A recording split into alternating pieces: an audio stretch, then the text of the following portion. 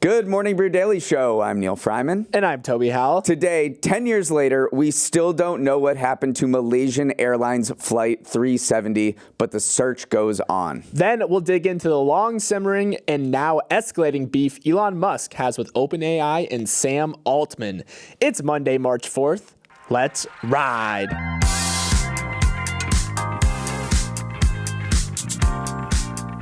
Neal, you were out on Friday and we had the Kyle Hagge filling in for you in the studio, but the people were missing you. Where did you go and what was the highlight of your much-deserved day off? I miss the people too. I was in the great Canadian province of Quebec and the highlights were ice skating on a frozen lake. It does not get any better than that. Skiing on Mount Tremblant and getting yelled at by 3 store clerks for speaking English. You had a very, very Canadian day off. Wait, is it scary to ski on a frozen lake? Skate, yeah. It's a little scary, but it was March and you tiptoe out to the lake. You jump a few times, and it's pretty okay if it was pretty solid. I'm asking these questions as a Florida boy, just staring in awe that someone could ever do that in their life. So I'm glad you had fun. Okay, before we jump into our show today, let's hear a word from our sponsor, Factor. Neal, first Factor ad for you, but you've had a chance to sample their chef-made, never frozen pre-made meals. What do you think? Biggest takeaway for me is that it's perfect for people like us. Busy, on the go, devilishly handsome, and healthy too. And that's huge for you, Toby. Oh, absolutely. I'm addicted to the sweet treat game, but eating Factor all day makes that sweet treat more excusable. And what's this I hear about our own code? Oh, we have our own code, all right. I need you guys to head to factormeals.com/morningbrew50, then use code morningbrew50 to get 50% off. That's code morningbrew50 at factormeals.com/morningbrew50 to get 50% off. Elon Musk is not one to let petty disagreements lie, but the latest chip on his shoulder might have a bigger impact on the future of humanity than his other feuds. He's suing the $80 billion AI leader OpenAI and its co-founders Sam Altman and Greg Brockman. The crux of Elon's misgivings are reflected right there in the name, OpenAI. Elon actually co-founded the company alongside Sam Altman and others back in 2015 with the vision for it to be an open source nonprofit designing technology for the good of humanity. But he left the board in 2018 because he didn't like the direction it was heading. The suit argues that OpenAI has let its for-profit arm overtake the original mission of the nonprofit by becoming a, quote, de facto subsidiary of the largest technology company in the world, Microsoft, taking $13 billion from Microsoft and licensing its GPT-4 model to turn it into a profit generator. Doesn't seem very non-profit-y in Elon's eyes. Neal, this suit was filed on Friday, and in the meantime, Elon and Sam have already traded sarcastic barbs back and forth on Twitter. This was a showdown that's been brewing for a while now, and it's fully kicked into high gear. The Elon Musk Sam Altman drama is the biggest soap opera in Silicon Valley right now. They co-founded OpenAI together, had this big falling out in 2018. Elon Musk left to just completely left OpenAI. But this really all hinges on the Microsoft deal. Back in 2019, Microsoft invested $1 billion in OpenAI, and then in subsequent years has now invested $13 billion and now owns 49% essentially of OpenAI. So a lot of OpenAI's headaches, Elon Musk and a bunch of other investigations by the government all hinge on its very tight relationship with Microsoft. Yeah, and it's very interesting from a legal perspective here because there's going to be a lot of questions introduced in a court of law that really don't have that much clear legal precedent. One of the things that the suit asked the court to do is kind of define what constitutes artificial general intelligence, which is basically the age question, the question for our entire age right now, because that will help it narrow down the scope of its licensing agreement with Microsoft, because there is no part of the agreement that says it's allowed to license its artificial general intelligence to it. So there's going to be a lot of thorny legal questions. What's so interesting about the backstory here too is Elon Musk has been a very outspoken critic of AI in the past, which again seems off-brand for him because he's kind of an accelerationist. Let's do things, move fast, break things. But for a long time, he's been sounding the alarm around AI. He said he compared the threat of AI to the threat of nuclear warheads as far back as 2018. And remember, he was the one who gathered all these tech leaders to sign a letter saying, let's pause testing of OpenAI or powerful AI systems for 6 months, just figure out where we're at. Doesn't feel very Elon-y. No, but you have to say he has been consistent in this regard. Sam Altman and OpenAI, in their memos to staff over the past few days, have said that the fact that you have a for-profit business and are developing AI is not incompatible with our original mission. And then you can point to Elon Musk actually starting a for-profit AI company called XAI to show that the person who's bringing this lawsuit also may not disagree with this. There's also reports that back in 2017, Elon Musk tried to win control of OpenAI and turn it into a for-profit company. So I'm sure that Sam Altman, OpenAI, will bring all of these reports up during this trial. Yeah, unfortunately, or fortunately, whichever side you're on, it does not look like he will win this case per se, because he's alleging that OpenAI breached a contract that pretty much doesn't really exist. It's simply not a thing. The complaint makes a reference to a, quote, founding agreement, but there literally is no founding agreement attached as an exhibit in the case. So it's basically a vibe that Elon's trying to argue, that everyone had this vibe around them through email correspondence that, like, hey, we were going to develop this as a nonprofit entity, and that vibe has shifted. It's literally like a vibes-based argument, and in the court of law, the vibes-based argument doesn't usually hold up. Either way, this case will lead to really interesting discussions in a courtroom about AI and benefiting humanity, and these really existential questions that we'll get in a Delaware courtroom. And we're going to see some pretty cool emails leaked up, which is always fun. Pretty deep-cut tech emails. Okay, 10 years ago this week, Malaysia Airlines Flight 370 took off from Kuala Lumpur for Beijing and 30 minutes later disappeared into the night.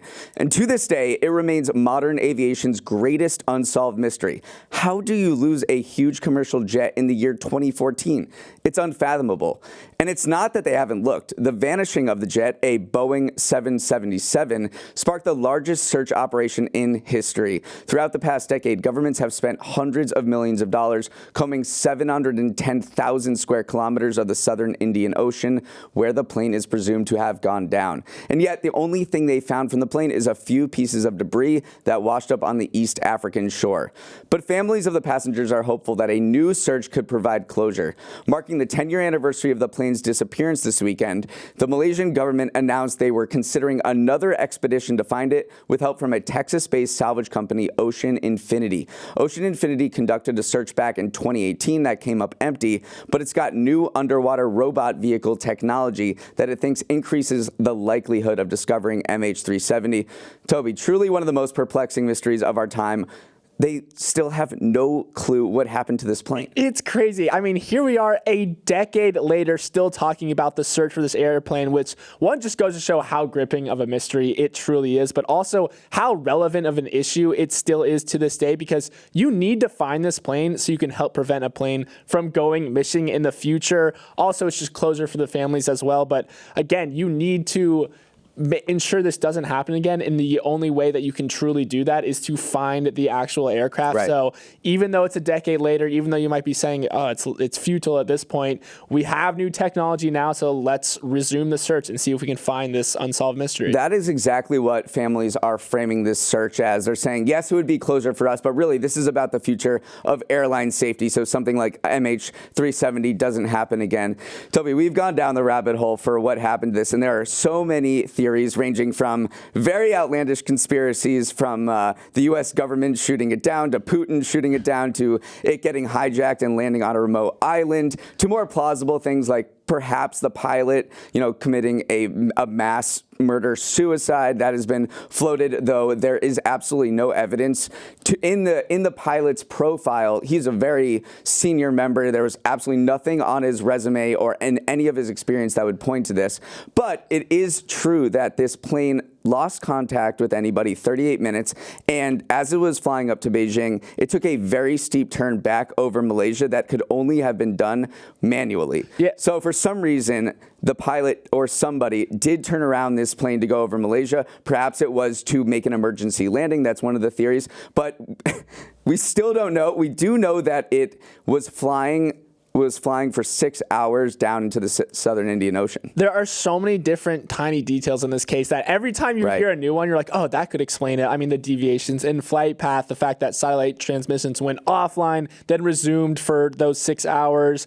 There's the thing that maybe it glided after fuel exhaustion or it went into an uncontrollable dive. The captain had a flight simulator at home that was plotting out different routes. And then the fact that he didn't read back the radio frequency as was procedure in his last radio transmission. So again, this is a rabbit hole that the further down that you want to go, there's always more and more to it. So just very interesting. My idea is let's send the guy who found Amelia Earhart's plane to look for this plane as well, because I mean, it just goes to show you how long the ocean can kind of hold on to secrets for, because I mean, Amelia Earhart crashed in 1937 and we just maybe found her plane. So MH370 could be another one of those kind of decades long mysteries. I mean, the Titanic wasn't found until 1985, and that was more than 70 years after it sunk. The problem is the southern Indian Ocean is so inhospitable. It's so vast. Just when you think you're searching for the right place, maybe you're not, and you need to find another area. So I hope they find it, but it does seem like a very tall task.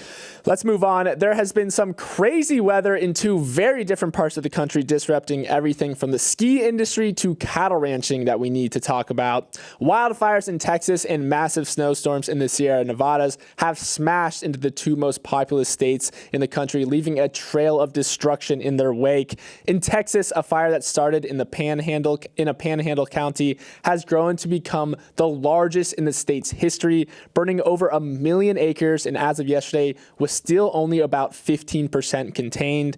Meanwhile, in California, a days-long blizzard has blasted parts of the state with feet of snow, wind gusts of reaching 190 miles per hour, and even a tornado. It's likely that 4 to 12 feet of snow has fallen across the Sierra Nevadas in the last 3 days, with more on the way. It's yet another sign that El Nino, combined with the growing effects of climate change, is leading to one of the more extreme weather years in recent memory. Neal, it's not just that these storms are massively disrupting people's lives and properties, they are also upending entire industries as well. They are. I mean, when you look at snow in the mountains, you're probably thinking, oh, hey, this is going to be an incredible ski day. I need to get over to Mammoth or Tahoe. But the problem is there's too much snow. It's completely paralyzing life out there. If you've seen videos this weekend of Donner Pass, it is a complete, I can't say it on the podcast, but it's completely frozen over. There's blizzards disrupting travel. They've closed 100 miles of I-80. People are getting stranded. Locals in Tahoe are like, yeah, we're used to this, but it has completely paralyzed travel and forced numerous ski resorts to close down. Yeah, when you're getting so much snow, it's forcing the ski resorts to close down. You know that is a lot of snow. If we just zoom out to the U.S. ski industry in general, it's been going through a tough time. There's been a recent study that it's lost $5 billion over the past 2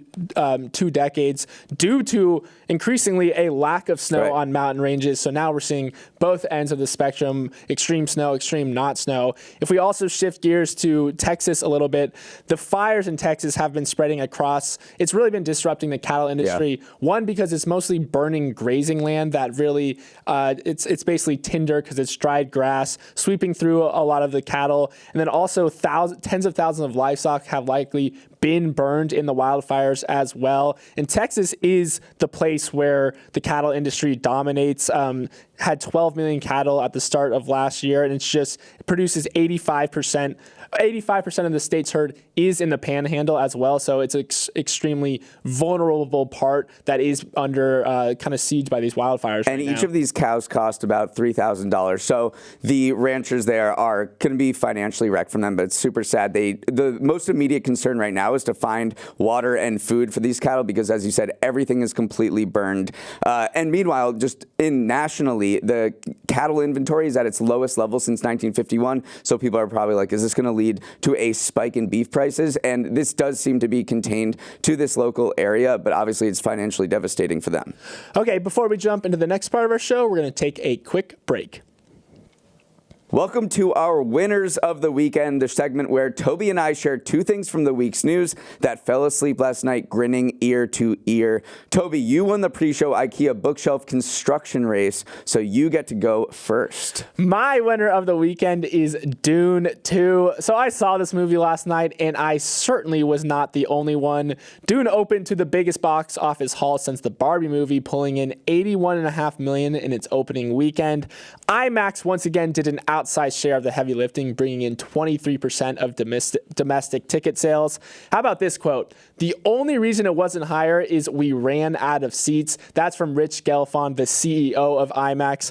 I'm so happy this movie did well, Neal. One, because it's another one of those movies that just has to be experienced on a full screen. So it means theaters are getting a much needed boost. And two, I loved the first Dune in the book, so I'm pumped that this movie was also great. After all the hype and word of mouth, I do feel like I need to see it, but I do want to see it on IMAX, and apparently I won't be able to get a seat for another few weeks. There were actually 3:15 a.m. showings at Lincoln Square in New York City that people went to because everywhere else was sold out. This is one of my biggest regrets. I did not see it in IMAX, and even more so than the Oppenheimer of the worlds, I think that this movie deserves to be seen in IMAX. One, just from the visuals, but also the audio. Right. You need to feel it in your chest when it starts doing like that Dune soundtrack that we've heard. So fantastic movie. And what I also have been seeing is I've noticed it's kind of transcended from the niche cultural moment that the first Dune movie had. It was still affected by the pandemic. Dune has long been kind of for more hardcore sci-fi and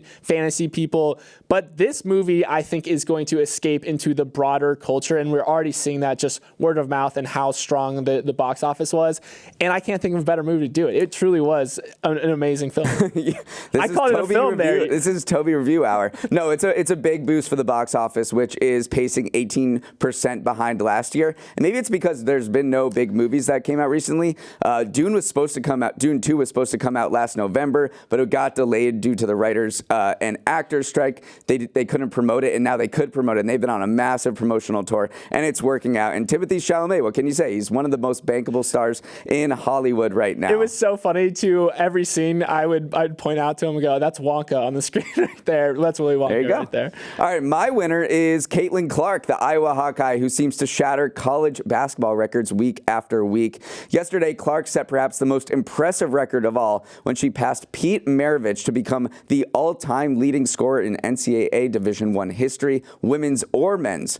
The frenzy around Clark this year has been almost indescribable. The game yesterday against Ohio State was the priciest women's basketball game ever, with the cheapest tickets to get in to the Iowa City Arena going for over $400 and the most expensive topping $5,000. Rapper Travis Scott could probably afford it, and he was in attendance to watch who he called one of the greatest humans of all time.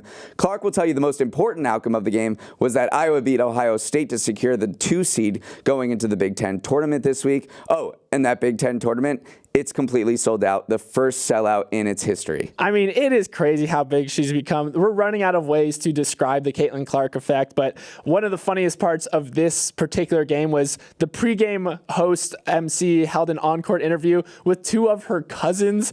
That is megastar stuff. When you're bringing out the first and second cousins to get a unique insight, a unique quote on Caitlin Clark, that shows that you've reached megastar status. Also, you mentioned Travis Scott. He was there. He walked in the arena. The first person he dapped up was Jake from State Farm, which is just so many collision. Worlds colliding. Yeah, worlds colliding there all around Caitlin Clark. So I think that pointing to people who have been drawn into orbit just shows how big that pull of gravity really is. Totally. And this is her farewell tour because last week she declared for the WNBA draft. She did have one more year of eligibility at Iowa, but she's going pro. And the Indiana Fever, who have the #1 pick, are probably so excited to have her. Yeah, they're already advertising their season tickets, and I think everyone knows why.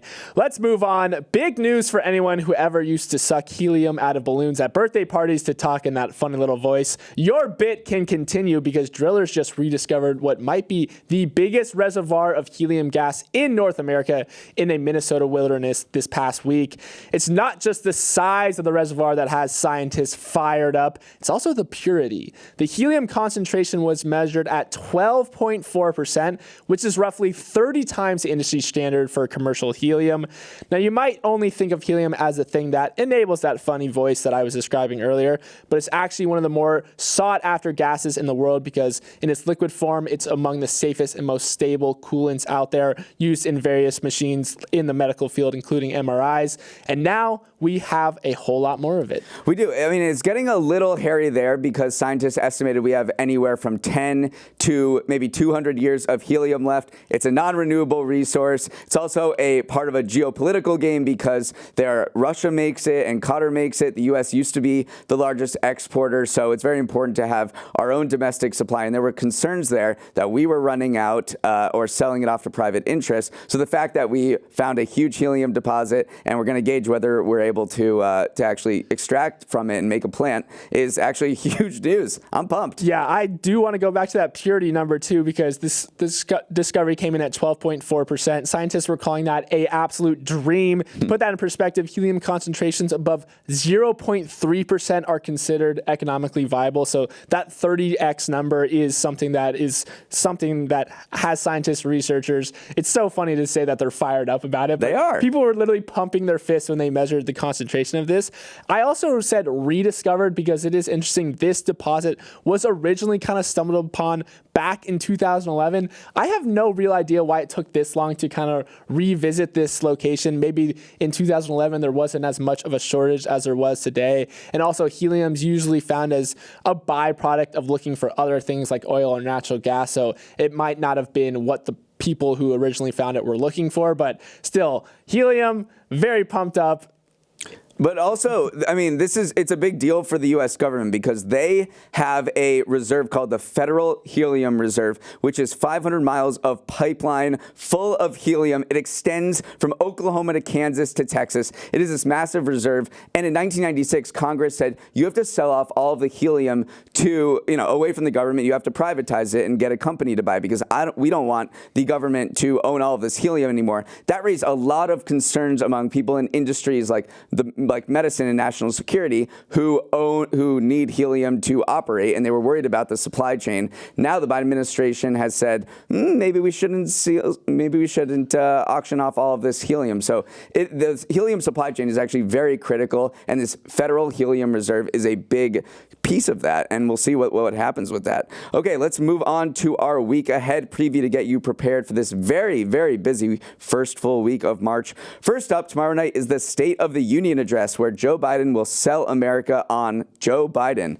With the president trailing likely GOP candidate Donald Trump in most polls, Biden's going to try to win over voters by touting a strong U.S. economy, floating more taxes on the wealthy and corporations, and promoting a unity agenda that focuses on topics like fentanyl and ending cancer. Toby, over under applause, 1 minute, 43 seconds. I'm taking the under on the applause. Remember, last State of the Union, Biden kind of went off script, started jousting with Republicans a little bit. Right. I wonder if we're going to see some of that off-scriptness, or because it kind of left voters feeling more energized when he mixes it up with people. That is the secondary objective of this, is to show that, hey, I've got the vitality to run again. So that's what a lot of people are going to be looking at. How does Joe Biden come across just as a leader? True. France could make history today because lawmakers are expected to vote in favor of adding an amendment to the country's constitution that would guarantee abortion rights. And if the amendment is passed, France will become the first country in the world to include the right to an abortion in its constitution. That was genuinely one of those facts that you read, and I said, to myself, because I did not expect that to be the first country in the world. France makes sense in terms of the countries that would add it, but that's a good trivia fact this morning. That France it is. It could happen, and it's directly spurred by the Roe v. Wade scrapping by the U.S. Supreme Court 2 years ago.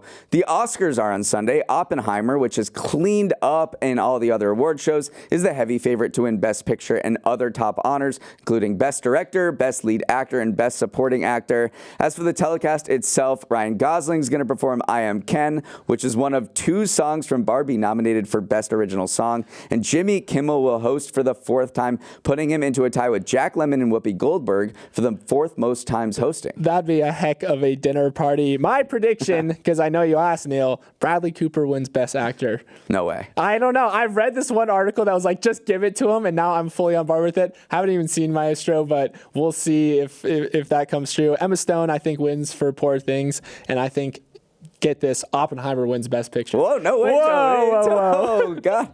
Well, we have Super Tuesday tomorrow, and 15 U.S. states are heading to the polls. This is typically a huge day on the election calendar, but because Trump is romping, it's not as meaningful as it has been in the past. Yeah, not so super. That's all I could come up with. Not so Super Tuesday. Honestly, not your worst. Let's go. Lots going on in the econ world, too. We have Jerome Powell making his twice-a-year trek to Capitol Hill to testify in front of lawmakers, and his message isn't expected to change. The Fed is not rushing to cut interest rates, and that's because the economy is still humming along. The jobs report on Friday is expected to show little change to the super low 3.7% unemployment rate. I think Jay Powell's testifying in Capitol Hill, there's going to be a lot of words coming out of his mouth, but not a lot will be said. Hopefully the opposite of this podcast. I think that's your goal anytime you're testifying in front of Congress. Say a lot, but don't say anything. Exactly. Okay, let's wrap it up there. We are off to the races this week. Before you know it, it's going to be Friday again. If you have any feedback on the show, don't hesitate to send it to our email address,